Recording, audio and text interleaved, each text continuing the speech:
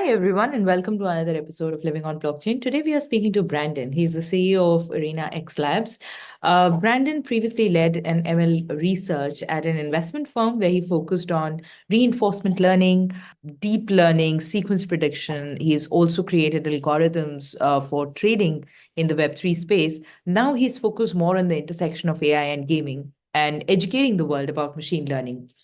They are tokenizing this platform and really bringing AI as well as gaming cohesively together. This is a little different than the rest of the conversations that you've heard so far. I can't wait for you guys to hear this. Let's deep dive right in. Hi, Brandon. Thank you so much for making the time to speak to us today. How are you doing? Doing great. Thank you so much for having me. I'm really excited about this. Yeah, likewise. I'm so glad you could make the time. Can you give us like a brief overview of ArenaX Labs and its mission in the intersection of AI and gaming? Sure. So, ArenaX Labs is basically an AI gaming company. Okay. We have a few missions. At the core, all of them revolve around democratizing AI. Mm-hmm. Specifically, the two prongs that we're using to tackle this is AI education. So we think it's very important to educate the world basically about how machine learning works.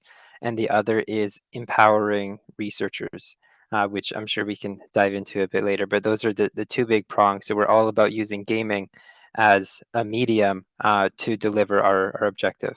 All right, awesome. So, that is a little about ArenaX. Can you tell us a little about your background and how you got into this space? I've read up a little about you, and it mentioned that you've done some work in the Web3 space as well before moving on to AI and the gaming intersection of it. Can you tell us a little about that, perhaps? Sure. I will say I actually started in machine learning Mm. before Web3, Mm. but I can walk you through that. So basically, before Arena X Labs, I used to be a quant, building algorithmic trading strategies using machine Wow. learning. Okay. So I did that for since 2016, Okay. um, and then it was around 2020 where I really realized that you can combine the two technologies. So I was kind of passively into blockchain around like the 2017 time, like the end of the last bull market. I started really looking into it, but then it kind of like went away, my interest for a while. And then um, 2020 rolled around, or 2019 to 2020 rolled around, and I really got interested again, obviously, as what happens when price goes up. Yeah. But I started really looking into the technology, and that's when I realized um, that these things called NFTs were very powerful, but not powerful speculative instruments as most people were using them for. Just that they can containerize anything that's unique and has value. And that's when the light bulb kind of went off, where I was building these machine learning algorithms that I thought at the time were unique and had value. And so I thought, how great would it be if I can tokenize a machine learning model? Mm. Um, and I would be able to basically realize the value of it. And specifically, I thought this was important because I knew that there was a problem with credentialization in the machine learning industry. Um, Specifically, a lot of like employers basically not look at people that didn't have a master's or PhD from certain Right. universities. And Yeah. so it left a lot of people that actually had the skills not able to find a job that was suitable for them. And so I thought, how great would it be if these people, if they're actually good, if they can make these models and they can sell it. And that's when the light bulb kind of went off, and I started exploring like what are different mechanisms I can use to like enable this. Because just because you build this doesn't mean people will use it. And that's where gaming started coming into play, because everyone, or not everyone, but most people really like playing games in some form or another. And games are also great of abstracting away complexity, which leads to the second point of what we're trying to achieve, which is educate the world about AI. And so it was this unique thing where we can achieve both objectives, or we think we can achieve both objectives through this like fun game where people can own and sell their own AI. Anyway, I was talking for a while, but that's kind of like how the progression happened. Right. So it's been quite a journey for you. You've been around for a while, and you could you tell us a little about what led you to, really create ArenaX? What was that one pivotal moment that motivated that transaction, this transition, basically? Because you moved from leading ML research at an investment firm, and then starting something like this. Was there any aha moment in this journey of yours? Yeah, it was so back at the fund, I was one of like the more technical people. And Right. so whenever they wanted to learn about something technical, they would ask me. And even though I was focused on machine learning research, it didn't stop them from asking me about blockchain stuff. Right. So I was, so it's like, okay, I guess I have to learn about this blockchain stuff like more at a foundational level. So Hmm. like, so I would like code up my own blockchains to really understand how they work. And that's really when it happened when I was programming my own uh, like NFT from scratch. And I was like, wait a second. These things are just pointers to images Right. and they don't have much utility from my perspective. And so I was like, that's when the aha moment was like, I can embed real utility in non-fungible tokens. And I remember I went to my boss and I was like, I have this wild idea. And my boss then is now my co-founder of ArenaX Labs, Way. Hmm. And so yeah, he obviously thought it was a great idea. And yeah, that was basically the moment. And then while still working at the investment fund, I was building out the prototype after work every single day. I used all my vacation days just to like take it off to work on this project. And then eventually I was like, okay, I think we have something. And then at that point, I kind of left and started it. Wow. Okay. Well, that's very, very interesting. So, how do you see the role of AI evolving in the gaming industry, and what unique perspective does ArenaX Labs brings to the space? Yeah, that's a great question. So from what I see now, of course, there is probably a lot happening behind closed doors that I cannot see. But what I see is most people are using generative AI Hmm. in two respects. One, to speed up game development, right? To generate assets that they can either quickly prototype with, which is Right. really cool, or to actually put in game. Of course, they probably just like whip them up using the generative model and then they make some tweaks to it and they put that in game. The other approach is increased personalization through these like large language models that it basically allows each NPC to be unique to you and to evolve with your game experience uniquely. So I think those two are what most people are applying it to because those are the easiest to given the open models that we have right now. Right. Um, where we fit in and where we provide a unique twist is we are doing neither of these. Okay. Rather, what we're doing is we're allowing users to train their own models. So it's almost like hyper personalization where you are involved not only with what your model ends up learning, but how it learns, and you are there the whole process to actually teach it what to do and how to learn, if that makes sense. So like if you imagine something like a chat GPT, the model is created, and even though there might be mechanisms to learn over time, you're not involved in that process, right? Right. Yeah. At least not under the hood, right? Like you're providing prompts and stuff and saying this is good, this is bad to help it tweak the model, but that's a different level versus what we're providing where it's like, no, you can actually tell the model, how fast you want it to learn, which data you want to remove from the data set, all this stuff. And we gamify everything so it's not too burdensome on like new users that have never experienced machine learning before. Does that make sense? Yeah, I think I do. So basically, your platform can be like a good gateway for people who are trying to build in the space of AI, like building games in the space of AI, and you would encourage developers to perhaps, with the right set of tools, to build in a scalable way. Does that sound correct? Have I grabbed the gist of it? Um, uh, Almost. So I would say I agree with the gateway part, but not just for building tools. It's the gateway for everyone that wants to dive deeper into machine learning. Okay. Um, and the way we see it is we would love to be the place that provides the full life cycle of someone starting their machine learning journey to someone going really deep into machine learning. And so AI Arena, the game, is the first stepping stone for people who have never seen machine learning before. And they start learning about these concepts like learning rate, epochs, batch size through a gamified experience. And then later this year, we are going to launch a research platform where hopefully some of them will want to take the next step and actually program their own machine learning algorithms. And of course, we will provide templates, but that will essentially be a competition specifically for developers and engineers. And our hope is that we are able to convert some people through the game, the no code environment, into this coding environment. Does that make sense? Yeah, absolutely. I think that's a wonderful initiative. You mentioned that basically the focus is on educating the world about ML, and you are taking a different approach perhaps to this particular Hmm. statement, right? So, can you tell me Absolutely. a little more? Like you mentioned this one a hackathon, sort of a thing that you guys are going to be doing, right? If I can call it a hackathon. But what other initiatives are in place to make ML more accessible? Because again, for the layperson, it seems very, very esoteric and something very niche, right?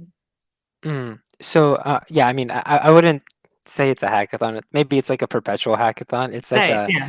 yeah, like a forever like competition, and people can just submit models and see how they perform. But um, I would say we're trying to make it not esoteric.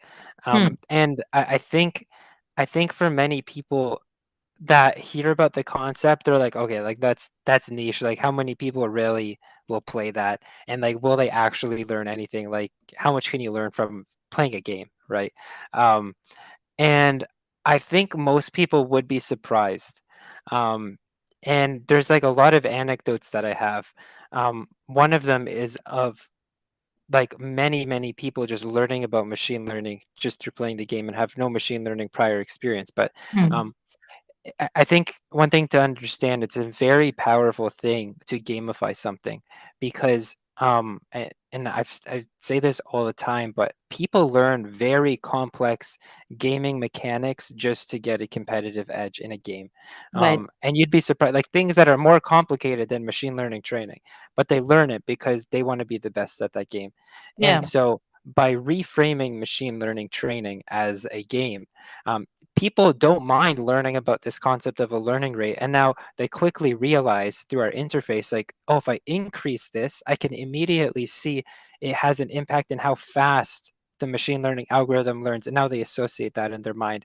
And that's like a direct thing, but there's even indirect stuff that people pick up where it's like, if I show the model more instances of something in this situation versus another one, it starts to skew how it behaves and it more focuses on that situation, right? And people start intuiting this stuff about data collection, about like cleaning the data, all this stuff just by playing the game, which is like insane. Right. Um, and another anecdote that honestly we see this over and over again is that when people don't like if they haven't played the game yet and they hear the concept, a lot of people is like, that does not sound fun. Why would I want to spend my free time learning about machine learning? Hmm. Um, and I think like there's like we see this constantly in the data because we collect all the data, but after a certain point of them playing and once it clicks with them, like they're like extremely into the game. It's like this like weird like complete There's a like certain 180. stickiness to it, right? So you become a part Hmm. of the process, and then you want to continue perhaps becoming better at it. Exactly. And the thing is, it's a never-ending thing because you can always make your AI better. And so once people realize, oh, I did this and it learned how to do it, and I can see it doing it in the match, it's like it's like a dopamine rush like none other. And then you continually want to say, okay, now I can do this in this situation. I can do that. And you just spend hours tweaking this thing. And before you know it, like 12 hours are gone. And so yeah, and in the process, people are learning about machine learning, which is awesome. Yeah, I think that is a beautiful approach to perhaps increase it. education around ML, I think. A good example to give would be, which is obviously not your competitor, but what Duolingo kind of did with languages. I think that is some, perhaps Absolutely. it can be a good analogy, as to what you're trying to do with ML. No, I totally agree, and I really admire what Duolingo has done. I Hmm. personally use it, so Yeah. I think it's a great Likewise. app. Yeah, it is. So, as of now, like if somebody wanted to get involved in the process of learning and moving forward using your platform, can you tell us, for our listeners, what will be like? What will be the flow like? How can they get involved? Sure. Right now, like historically, we've had it like gated through a closed beta, so they Hmm. would have to kind of join our Discord, and Okay. then there's a process in Discord basically to get approved to test out the game. Um, we are going to open up the game very soon, actually, to everybody, for an open beta. So we're really excited about that. So at that point, the only thing that people will need to do is just go basically to the site Right. and just log in, and they should be good to go. And you can log in with like whatever credentials. Like we offer like a few different ones, like um, a Google account, Twitter, Discord, or MetaMask, for example. Um, so yeah, they'll just be able to log in and start playing. Awesome. So, when do you expect to roll out this particular beta room for everyone? Is that a milestone that is uh, going to happen in perhaps the next 6 months? Oh yeah, it's likely next month. So Okay, wow. yeah, yeah, very exciting. We have yeah, it likely going to be next month. We're going to be hosting a big competition on chain. So yeah, definitely look out for that. But we're not just going to open it up for Web3 people. We're going to be opening it up for everybody, whether it's Web2 or Web3, to be able to come in and play the game. Although they're two kind of different versions of the game in terms of like for example, the Web2 version obviously doesn't have anything to do with like staking and earning rewards, but it's the same underlying game where you can still learn about machine learning by playing. Right. Okay. Can you tell us a little more about the Web3 tokenizing aspect, which is a part of the game? Yeah, absolutely, absolutely. So the core thing is that we are tokenizing these characters, which Right. are powered by machine learning algorithms. Hmm. Um, and so essentially, and this is actually a really cool aspect about it. At least I think so. Um, but the fact that you can like these things are mutable, but they're only mutable by you training them, right? So you can imagine when you first get one of these AI fighters, um, it doesn't know how to do anything, right? And Right. you are able to um, basically transfer your skills onto this thing, right? Because it's learning from you.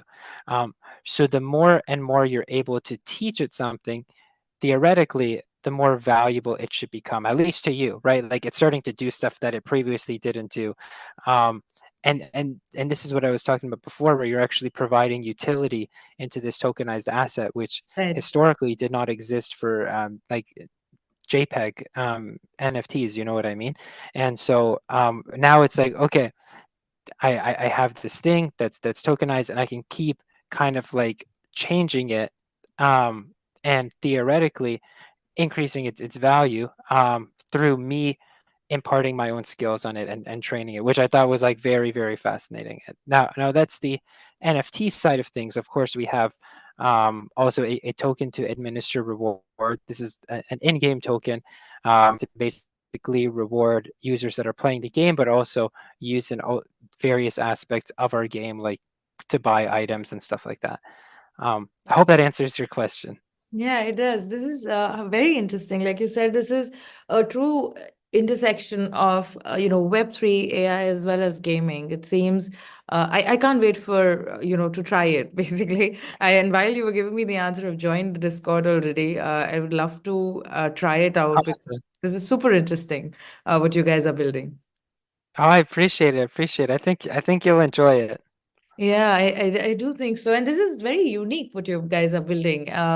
Because I interview and talk to a lot of founders, and I haven't come across anybody who's working perhaps in a similar way on a platform that is so cohesively bringing these three aspects together. So more power to you guys. I appreciate it. I think on that point, it's certainly like a good thing, but Hmm. it's also a challenge when no one else is doing this because um it's not well understood, you know? Right.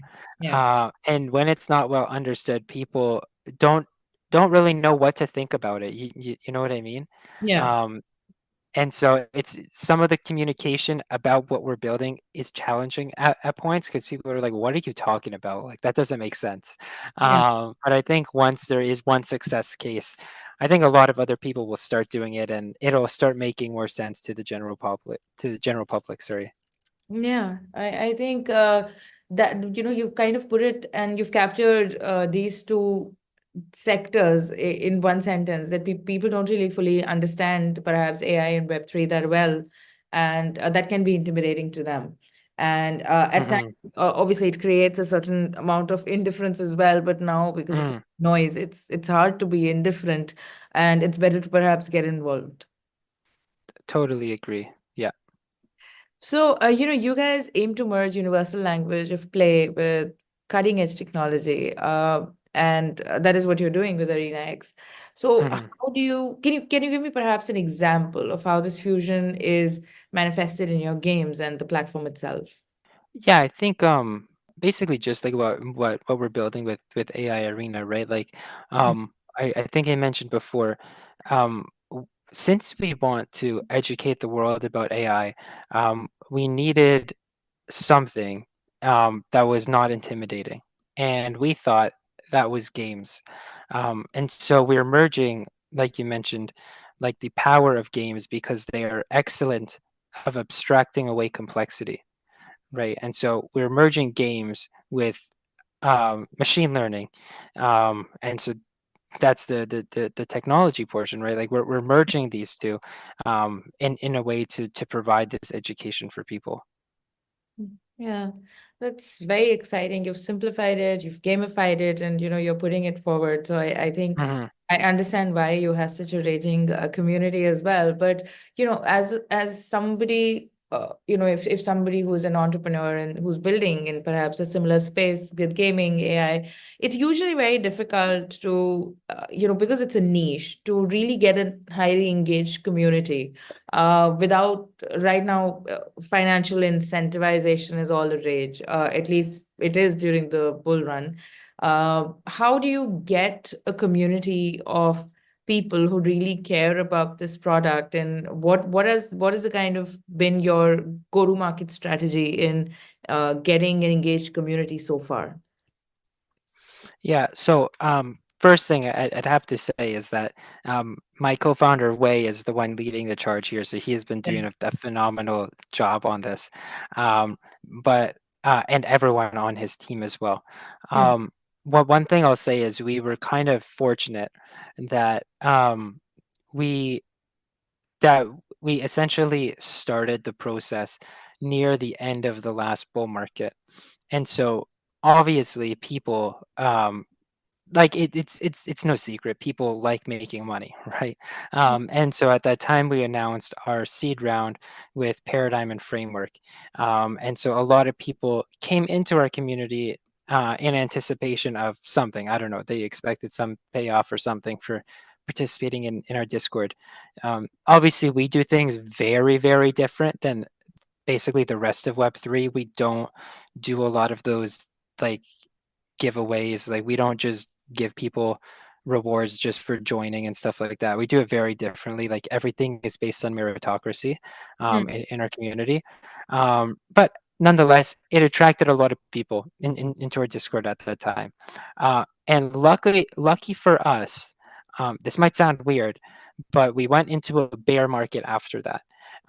And a lot of our core community stuck with us through the bear market. And so because they played our game and they really loved it, and they Right. just happened to stick with us throughout the whole time. And now they are becoming basically like the champions of our game, and like really the voice to get more people in. Um, and yeah, a large part is due to that, honestly, that we were building through the bear market, and we have a core set of community members that stuck with us and advocating for our game. That has done wonders. But that's not to say like none of the other stuff is also important. I think what Wei is doing on the business development front and the marketing front is phenomenal, and a, a massive reason why we have the community that we have now. Right. It's brilliant, absolutely. So, while the potential of all of this is very, very exciting, adopting Web3 principles in the at the intersection of AI and gaming comes with its own set of challenges. What sort of obstacles have you faced so far, and what kind of obstacles you anticipate, in the widespread adoption of this particular space, and how are you addressing it, perhaps? Yeah, I want to build on something I previously said about it becoming a challenge that people don't really